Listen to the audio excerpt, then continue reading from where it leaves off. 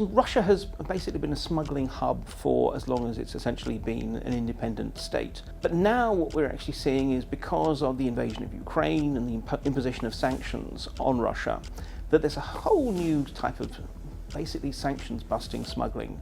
And this ranges from luxury goods for rich oligarchs all the way through to microchips and other various pieces of technical kit that the state wants to put into its cruise missiles and drones and the like.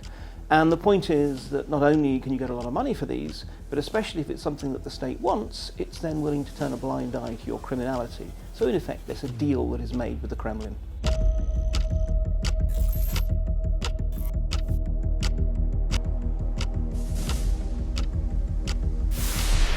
It's very difficult to quantify just how important smuggling is to the Russian economy. I mean, at the moment there's an attempt by the West to essentially starve the Russian defense production of its capacity to build advanced missiles, drones and the like. And there we're seeing a huge influx of everything from things like Western white goods, fridge freezers and the like. A smart fridge today has all kinds of microchips within it which can be removed and repurposed. So we're seeing a huge amount of smuggling of microchips and the like, which is clearly very important for that specific sector of the Russian economy. But on the whole, it's also worth noting that the state also relies on the fact that it can smuggle particularly oil and similar products out of the country. The more the West tries to actually constrain the Russian economy, the more advantage there is in the Kremlin encouraging smuggling both ways.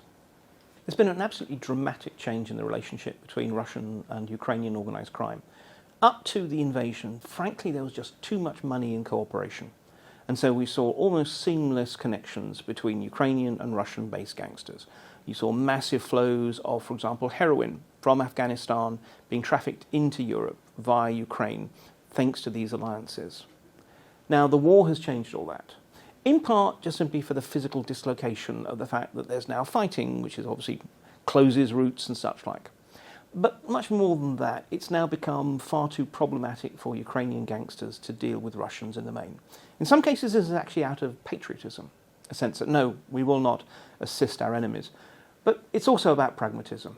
It's about the fact that you know that if you are cooperating with the Russians, the risk that the Ukrainian authorities, particularly the SBU, the Ukrainian Security Service, will come down on you like an avalanche is just too great.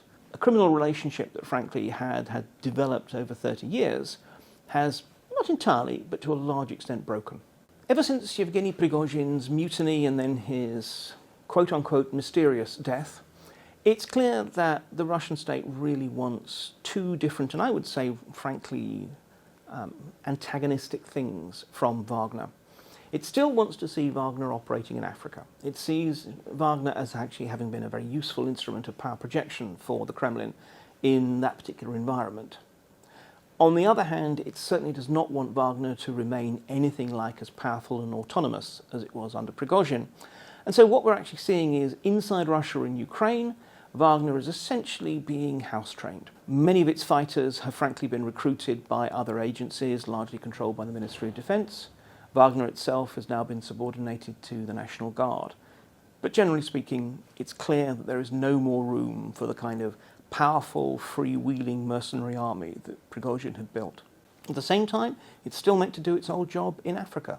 That won't work. The reason why Wagner was so effective in Africa was precisely its connections back in Russia. The degree of essentially protection and support it had from the Kremlin, but also because there was a constant flow of fighters between the different elements of Wagner. So I think in the short term, Putin is really hoping he can have his cake and eat it. A fairly flexible and deniable force in Africa and a much more controlled force in Russia. In the long term, I'm not convinced that that's going to work. One of the particularly worrying aspects of developments at the moment is the degree to which it's cast the whole question of how the state relates to Russian organised crime. We have no idea how that's going to develop either, and all the scenarios, frankly, look quite worrying. The best case is that actually what we're seeing at the moment of a growing alliance between the underworld and the state continues. Really, as long as there is this crisis in international relations, the war in Ukraine, but more broadly, frankly, I think it's likely to be as long as Putin is in the Kremlin. But things could be even worse than that.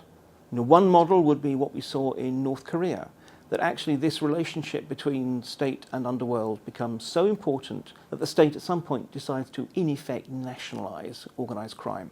I mean, North Korea has its Bureau 39, that is its virtual Ministry of Criminality. Well, we could see the Russian state trying to do the same and basically bring all elements of organized crime into its control.